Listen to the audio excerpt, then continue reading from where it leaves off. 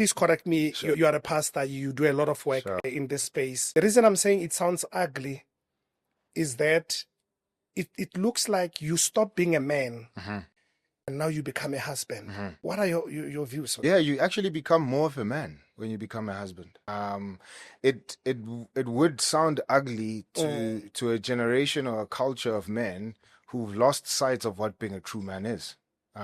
You know, so if we're gonna be men, men need to take on responsibility to build. Men need to stand in the forefront, especially when there's crisis. We currently in a war, you know, and that war is hitting us from all angles. We're in a spiritual war, we're in a financial war, we clearly in a societal war because of the family structure that's falling apart. And so if men are not going to rise up and men are not going to assume their position to be the ones who are actually, you know, tackling this darkness head on, you know, if we're gonna, even if we contextualize this, if we're going to push back against some of the injustices that have happened to us, particularly in the Black community, when you think about the history of this country and what apartheid perpetuated as long as it did because you had fathers who were husbands who were teaching this ideology around the dinner table, you know.